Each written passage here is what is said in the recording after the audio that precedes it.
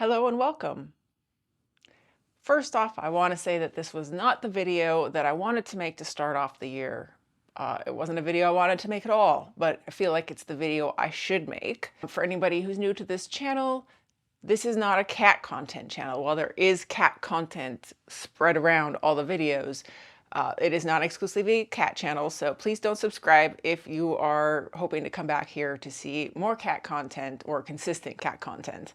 I do have some projects this year regarding cats, most notably rebuilding a scratch barn for Baxter. There's a video on this channel where I replaced the carpeting on his current cat barn, and it's in need of complete replacement now, so I've decided that I'm going to try to remake that. So the link to that is actually in the description and will be at the end of this video. The other videos coming up that I have planned are related to food, mostly a chocolate tasting video, a video about making homemade lasagna entirely from scratch, from the pasta all the way through to the end. But for today, we're talking about why you should watch your cat pee. That's right, you should watch your cat pee. It's very, very important, and we're going to get into it. In this video today, I will be discussing FIC, which is Feline Idiopathic Cystitis. We'll be talking about the signs to look out for, good monitoring habits, triggers, diagnoses, prevention. Then we'll talk about how to create a feline-enriched environment. And then at the very end, I will talk about some of the costs related to when your cat comes down with feline idiopathic cystitis. With this video, I hope to just relay my experience. I am not a vet, but I do have a lot of experience with sick cats over the years, and it's always my hope that by sharing my information and my experience, that I can help somebody else save their cats' lives, save some money, and sharing your experience is how people can learn. So let's do it. So first of all, it's in my opinion that a cat parent or a cat owner or a cat caregiver or pet caregiver has a responsibility to be the best caregiver that they can for their pet. And this includes getting to know as much as you can about the things that can go wrong and the things to watch out for to keep them in tip-top health. There are a lot of things that can go wrong with pets, and cats in particular in this case, that you may be unaware of, and I'm usually unaware of until I have to experience those things. And I grew up with loads of cats, farm cats, house cats. As an adult, I've had 10 of my own cats, 5 within the last 10 years. So I've learned a lot over that time, and I've always been interested. I used to want to be a vet growing up on the farm, and for whatever reason, our local vet used to give my mom the medication in order to sedate a cat so that we could neuter the male cats to keep the population down on the farm and in the area. And so, wanting to be a vet, my first experiences with caring for cats in such a serious way was to neuter them, the male cats, which is actually pretty easy, but I'm not going to talk about it. If you want to look into it, look online, super easy to do, but I don't recommend doing it yourself. There are many idiosyncrasies with cats. And despite what non-cat people say, every cat has a very specific personality and has very specific characteristics, and it's very important to get to know yours so that you know when something has gone wrong. I'm bringing you this information today because in the middle of December, my beloved cat Baxter started showing signs of FIC. Now, he had this happen to him about 4 years ago. It landed him in the emergency animal hospital. And he had to be on subcutaneous fluids for a couple of days because it had gone so far before the symptoms were noticed that it was an emergency situation. Now, this time it was an emergency situation, unless you're me, and it was definitely an emergency situation. But his symptoms started the middle of December. And between December and last week, he was into the vet 4 or 5 times, and he was into the emergency hospital twice.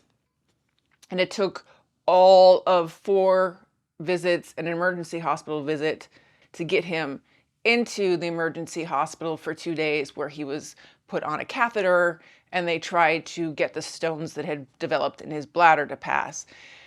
Now, my vet has a theory that initially it was FIC, but now he's calling it something else. But we're just sticking with bladder problems in cats today because regardless, all of the things that are involved in FIC are also involved if your cats get crystals in their bladder or get stones in their bladder, which is different than kidney stones. So keep that in mind.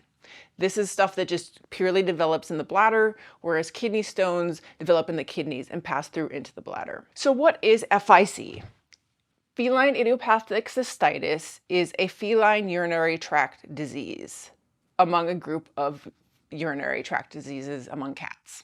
It's very similar to a syndrome that humans get called bladder pain syndrome, and it has similar characteristics to urinary tract infections. So there's an overwhelming urge to pee, but in addition, there's a blockage causing that. Now, what causes it is kind of a theory. Idiopathic essentially means unknown, but they have been able to pinpoint what causes this disorder. And it is a defect in the way that a cat is neurologically wired to experience stress. And in this response, it causes inflammation of the bladder, which causes the bladder to thicken. And in addition to that, it can cause urethral obstructions. So essentially, they can't pee. With many cats, it's also very painful. This disease is very common in neutered cats.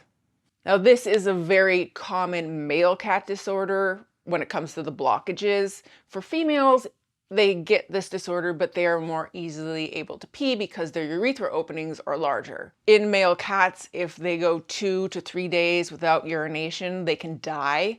So this is why it's very important to watch your cat pee, especially your boy cats.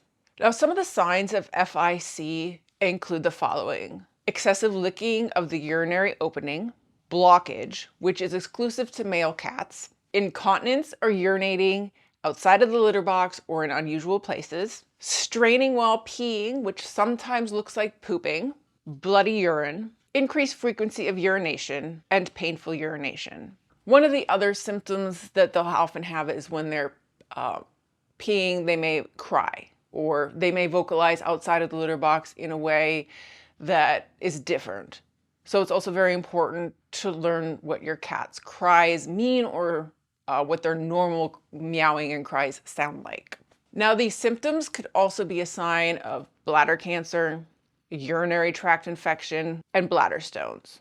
So with Baxter, there were absolutely no symptoms other than he was taking a very long time to urinate. And when he did, it was a very small amount of urine. So as soon as that was noticed, he was rushed to an appointment, because if you're like, again, male cats not peeing is an emergency.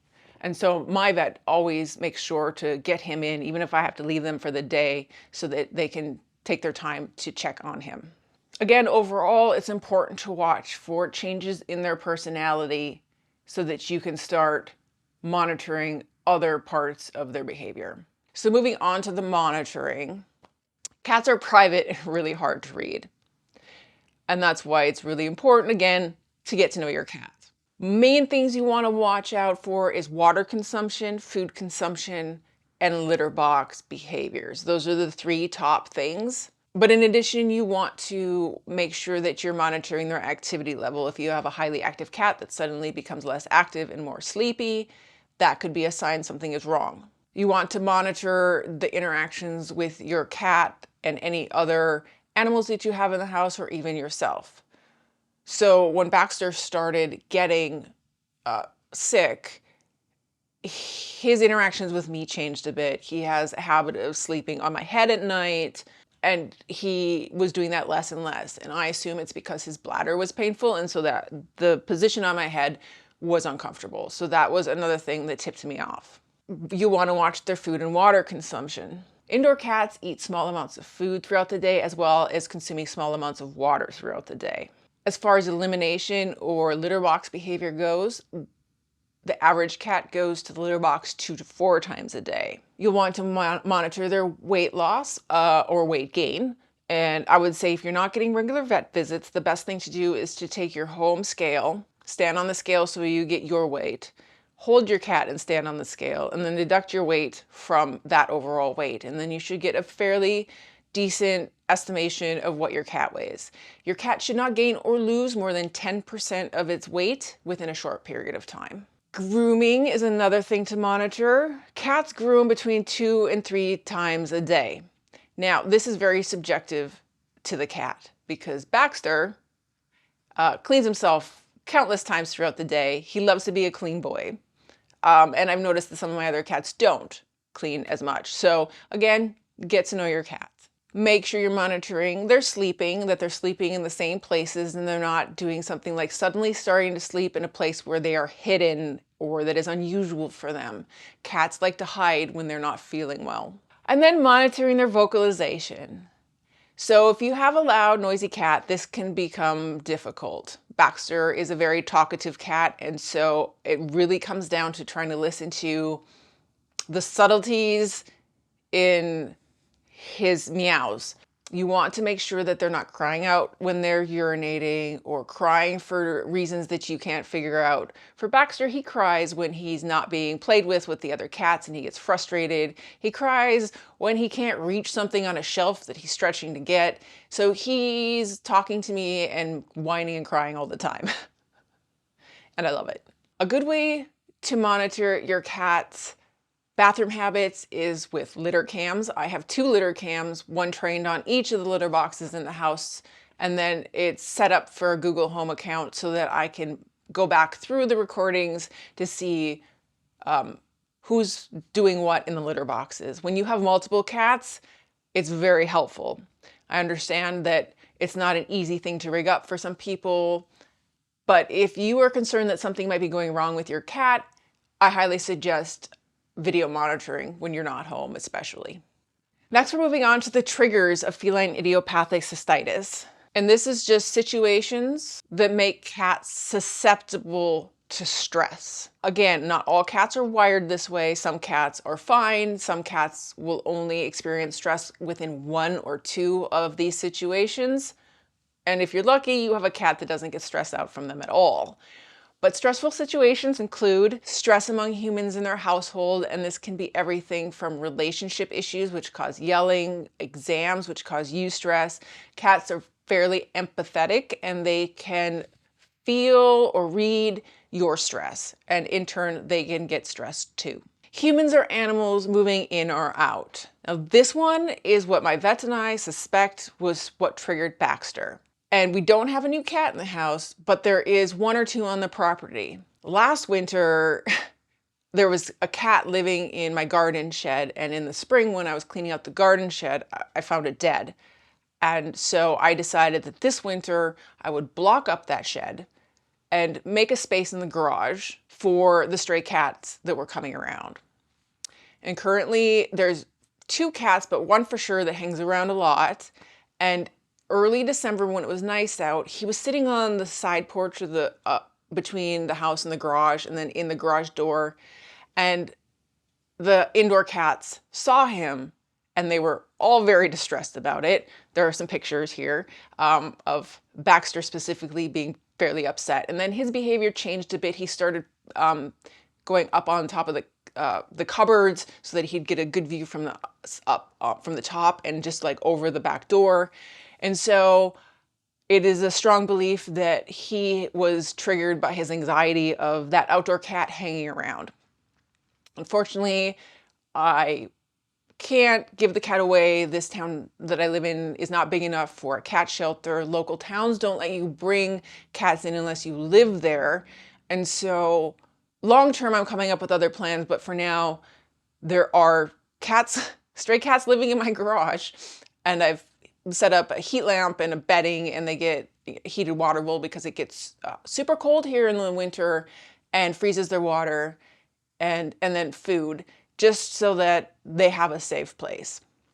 Long term, I don't know if that's going to work out, but we'll see what happens in the spring. In any case, that was Baxter's trigger, was other cats. Other triggers outside of that include construction in or around the home, weather changes or earthquakes or tornadoes, bringing new furniture into your house, moving to a new home, changing their food to a new brand. changes in the schedules of their humans. So maybe you're around more or you're around less. Travel and vet visits. Now I know that Baxter doesn't have any problems generally with travel from what I've been able to trace through all the different times over the last 4.5 years that he's had smaller, less serious incidences than he's currently experiencing. I've taken him on trips to Minneapolis. I've taken him on trips to Winnipeg. So he's fine with travel. So I know it's not that. And it's not the vet visits. He seems to not mind his vet. Okay, so next we're moving on to what it takes to diagnose your pet with feline idiopathic cystitis. And it is a diagnosis of exclusion, which means that your vet is likely to exhaust all other diagnoses before they get to feline idiopathic cystitis. This is why it's very important for you to develop a relationship with your vet. I recently had an experience, and I do love my vets, but I had an experience where I have to actually ask them for an ultrasound, and that ultrasound was ultimately what uncovered the stones in Baxter's bladder. That morning, he had started to not be interested in his food to a higher level, and it made me nervous, and he still wasn't peeing very well after all those vet visits and after 3.5 weeks or 4 weeks. And so I called them, I basically demanded an ultrasound, and sure enough, they did the ultrasound. They had me take him to the emergency hospital that day, where he spent the weekend with a catheter and being monitored by emergency vets. Some of the conditions that get ruled out before they come to feline idiopathic cystitis include the following disorders: bacteria infections and bladder stones, urethral plugs, and behavior disorders. Unfortunately, being a diagnosis of exclusion, it's going to be expensive, likely, because it's going to require quite a few tests.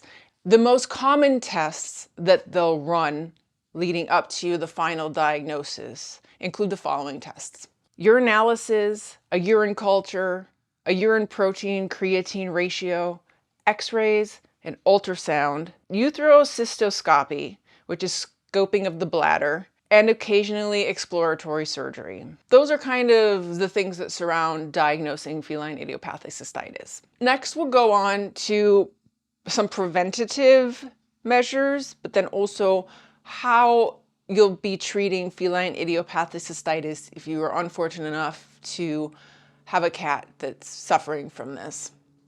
First of all, to prevent it, you want to make sure that your pet has adequate amounts of water all over the house. I have 4 cats, and there are 7 sources of water in the house, all with different containers made of different materials. So like 2 ceramic, 2 metal, 1 plastic, and 1 water fountain. That's 6. Did I say 6? Anyway, those are the water sources in the house for the cats that I have. The other thing that you want to do is make sure that they're eating high quality foods. Now, for Baxter, he started off on Fancy Feast, which in my opinion is garbage, but better than no soft food at all.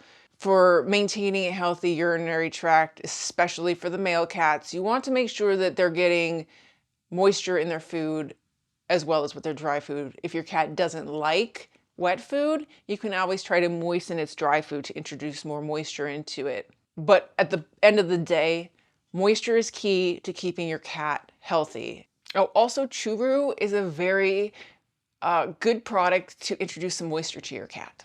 Because if you end up having a cat that gets FIC, the amount that you're going to have to spend on prescription food will have made it worth it if you actually gave them enough water and enough wet food before getting to subscription food.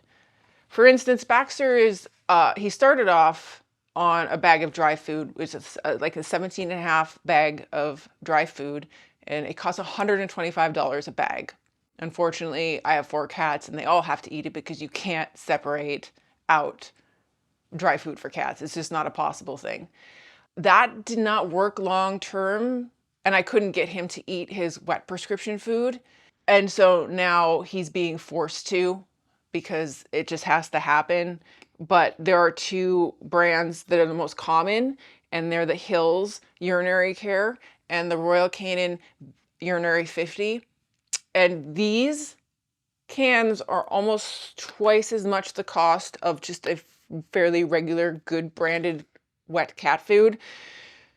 And so it's a good investment to just start off with your pet, giving them good quality food and a lot of water. Because in addition to the cost of medicated food, treating your cat also, especially during times of flare-ups and such, is also very expensive and requires a bunch of different kind of medications. And this is a list of some of the medications that the vet prescribed that I ultimately, some of it I didn't end up giving him, and I'll talk a little bit about why at the end of this list. But the medications include something called Onisor, which is a non-steroid anti-inflammatory drug, Serenia, which was used for vomiting and nausea, amitriptyline, which is to use social anxiety, urinary spraying, or other inappropriate elimination behavior, prazosin HCl, which was to relax the urethra, and gabapentin, which is a pain and anxiety medication. So these medications initially started out in pill form. It has been clear to me for a very long time that giving a cat a pill is almost completely insane to try to do. And so what I had done was crush up the pills and mix it with liquid and syringe it into his mouth, but that was terrifying to him. And so over the course of all these medications, I talked to the doctor, and he said that it is kind of a double-edged sword when you're syringing stuff into the cat and the cat's issue is related to stress and anxiety. You're kind of just introducing more of it to him. So ultimately, finally at the end, the doctor really realizing there's just no way to give this cat medicine, I found out that you can get them compounded at a human pharmacy into a subdermal cream that you can put on their ears. And nobody has ever told me that you can just get the medicines made into a cream. Now, I'm not sure if it's all of them, but the two that I had turned into a cream is the amitriptyline and the gabapentin. And the gabapentin is the most important one to try to get into a cream because in addition to your cat not liking you to syringe stuff into its mouth, it also is very bitter and it causes them to drool and get like long strings of saliva, and it's pretty upsetting to watch and it's pretty upsetting for them. So if you can, and you need to, talk to your vet about getting their medications compounded if they can. It does take a specialty pharmacy, however, but it's absolutely worth it. Now we're going to move on to creating an enriched feline environment. One thing to remember first off is cats are independent species. They're not like dogs.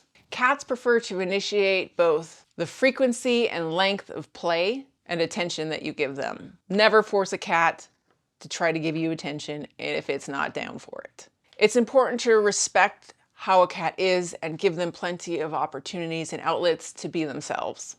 It's also important to remember that it may be your instinct to yell or scream at a cat that has done something wrong, but unfortunately, they are not going to understand what that's for unless it's very immediately after the thing. And then I don't even think that works because it doesn't work for me and my cats. Bottom line, you probably shouldn't be yelling at your cats because it's going to cause them stress. However, cats do recognize positive reinforcement. So there are 5 pillars to an enriched feline environment, and these 5 pillars come from the Journal of Feline Medicine and Surgery. Pillar 1 is provide a safe place. A safe place should be somewhere that they can find refuge, have a rest, that they feel like it's their own space. And maybe some of them will be a perch so that they can be up on a high area. If you have cats, you know that they love to be at the highest place possible, even if it's on top of a sheet of cardboard. They just want to be that much further up off the ground. Pillar 2, provide multiple and separate key environmental resources. This includes food, water, toileting areas, scratching areas, play areas, and resting or sleeping areas. Make sure there's plentiful water from multiple sources, both moving and still water. Make sure their food is high quality. Make sure that they have places for scratching and you encourage proper scratching so that they don't mess up your furniture. And then make sure that they have enough litter boxes The standard for litter boxes for cats is 1 litter box per cat plus 1. So if you have 1 cat, you should have 2 litter boxes. If you have 4 cats, you should have 5 litter boxes. Easy math. Pillar 3 is provide opportunity for play and predatory behavior. Cats need recreation, they need playtime, and it's very important to their social and mental health. Cat recreational stuff includes any toys that capture their attention, like kickers and little balls to chase, and food games that you put like their treats in and they try to get the food out. Those are excellent toys if you have a cat that's into that. I only have one that's actually into that. The others don't seem to care about trying to get treats out of toys. But also make sure you identify what kind of toy your cat prefers. I have a cat that prefers kickers. I have a cat that prefers things that they can put in their mouth and carry around. And it's very important also to make sure that those things don't have dangerous elements to them. I will never understand why they make toys with feathers and balls and strings and things that your cat can chew off and choke on. Very few of my cats get a toy that has any of those elements. And it's pretty difficult to find them that don't. So make sure you're keeping an eye out for anything on a toy that might be a danger to your cat, just like you would with a baby. Pillar 4, provide positive, consistent, and predictable human-cat social interaction. Petting, grooming, and being played with or talked to, being picked up or sitting on or lying on a human's lap varies by pets. They don't all like the same kind of attention, and so it's important to know what your cat is comfortable with. For instance, most cats don't like to be rubbed on the belly because it's a very vulnerable space for them. So if your cat lets you rub them on the belly, it shows a very high amount of trust. Pillar 5, provide an environment that respects the importance of the cat's sense of smell. Cats have a high sense of smell, and so it's important, to keep your litter boxes clean because they definitely are going to notice when that smells, and that can also lead to poor behavior like urinating or pooping outside of the litter box. But also be careful where you're putting incense or candles or room sprays or anything that may cause stress to them due to an overpowering smell. And as always, be careful when you're changing your cat's environment. It takes cats a while to get used to things, and everything from changing food to moving their toys or litter boxes to different areas. And finally, I want to talk about a product called Feel Away Spray, and this is not a sponsorship or anything, but it is a spray that my vet sprays on towels that you can use to put over your cat carrier, and it's a pheromone in cats that helps them relax, and you can get them as plug-ins that you put in your house just like you would with essential oils and things like that. It's Feline Away is a man-made synthetic substance meant to mimic pheromones in cats. This substance is similar to the pheromones your cat releases when it rubs its head on you or on furniture and marks its territory, and it's a way that they feel safe. And in vet situations, it's used to make them feel like they're in a more familiar space. Now we're going to talk about how much it can cost when your cat starts getting symptoms of feline idiopathic cystitis. And I don't want this to scare people, or I don't want any of this at any point to dissuade people from adopting a cat or taking in a stray, because the payoff, in my opinion, is worth it in the companionship. To me, it's always been worth the money, even when I spent a god-awful amount to try to save my cat Whiskey's life. The joy that I got from him and the ability to give him extra years on his life was worth it. When I found him, he was a couple years old, and when I got him to the vet, I found out that he had leukemia, and so I knew all along that he was going to be an expensive cat to take care of, and it was worth every minute to watch him just be a happy fat orange cat. If you want to watch the vlog video I made on trying to save his life, that link should be at the end of this video and also in the description below. But let's get on to how much this can cost. So as I stated, there are a lot of tests involved in diagnosing idiopathic cystitis, and the tests can be, I'm just gonna read off my list really quick here. like a urinalysis, and these are at my vet and they may be more expensive at your vet or they may be less expensive. At the end of this, I'll tell you different ways that you can protect yourself so that you have the resources to cover such bills as pet emergencies. A urinalysis costs $80, a bladder aspirate costs $130, x-ray costs $185, blood panel and thyroid test was $238. The office visit was like $100 per visit. I don't know how much the ultrasound cost. And then there's the medications. And I read you the list of medications, but within 2 weeks, I spent about $320 on medications, some of which I didn't ultimately end up using. It's very important that you have good communication with your vet and you really talk to them about like your abilities to administer medication, your concerns about medication. For instance, Baxter is not allowed to have narcotic medication because he has a super bad response to it. And so it was important to communicate that with them. But also anything that relaxes your cat, you just want to make sure that you're monitoring them because some of these can be pretty strong medications. For the emergency hospital, the first time, just to show up at an emergency hospital is $200. And then on top of that, it gets more expensive. So the second time I brought Baxter in, the bill was over $2,500 for 2 days, a 2-day stay. So ultimately, all of this experience since the middle of December to now has cost probably close to $4,000 or $5,000. Now, there are a couple different ways you can prepare and cover costs like this. First of all, there's the care card, which is a credit card specifically for medical. And they offer for pet care 6-month deferred payments. So if you are able to pay off your large bill within 6 months, it's interest free. However, if you don't pay it off in time, the interest rate is something like 26 or 27%.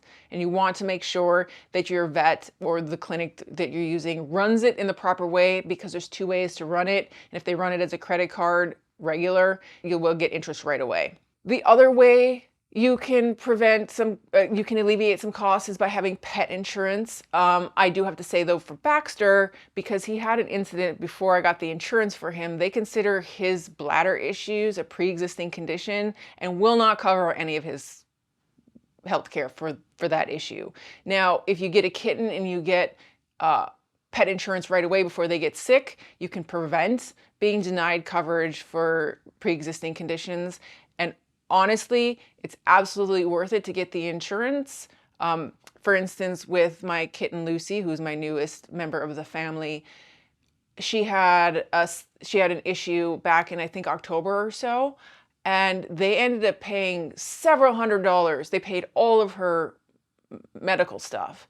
And so it's definitely worth it. And it's about $35 a month, I think, for their insurance. So I highly suggest it for all your pets, especially if you have ones that like to eat things they shouldn't. My cat, Corey, likes to eat my bras and plastic and paper, and he's like a dog. And so I assume at some point that insurance is going to pay off because he will get something stuck inside of him. And then the other thing is, if you can do it, a pet savings account. This is something I started after I had that experience with Whiskey, my orange cat, and how much that ended up costing. So I decided at that point, and this was 3 or 4 years ago, to start putting away a little from each paycheck specifically into a savings account for pet health care. Those are 3 ways that I would suggest trying to prepare for a large expense like a pet illness. I think that's all I have. I just want to make sure that I say it's very important that you are an advocate for your pet just like you would be for you. Because like I said at the beginning, I don't know that they would have just done the ultrasound without my urging, just because he had had so much and they said, you know, there's nothing that they could do and they couldn't see anything. So it was largely a waiting game. And if I'm going to believe what my vets have said, also, within a week of him having the x-rays, when they did the ultrasound, in that short period of time, the crystals had formed in his bladder in such a way that they found it urgent to try to remove them. Oh, the other thing I wanted to say is, as far as treatment goes, there's a surgery It sounds horrifying.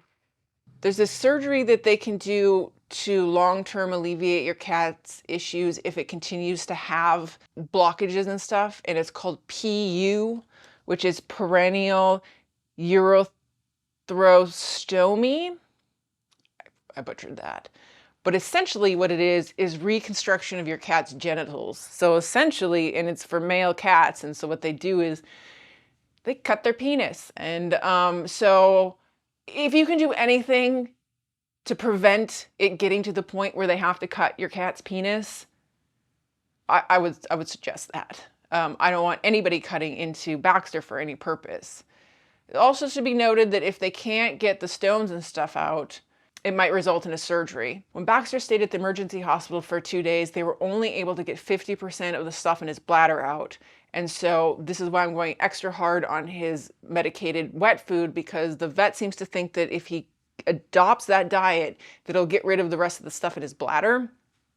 Otherwise, he has to have a surgery, which is going to be another expense that my insurance won't cover. And I'd love to try to avoid that. So these are just things that you should know revolving around your cat's urinary tract system and stuff.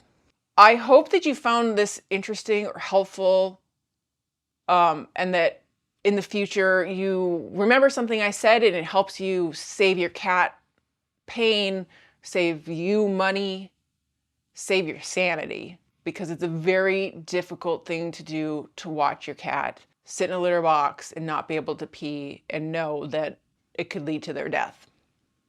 In any case, thank you for stopping by today. Please come back when there's more uplifting and fun stuff, when I'm in the kitchen and I'm doing active things. I'll be doing a lot more cooking and food related stuff up until spring, and then when I can get outside, I'll have projects back to this channel. Thank you for stopping by. Have a wonderful day.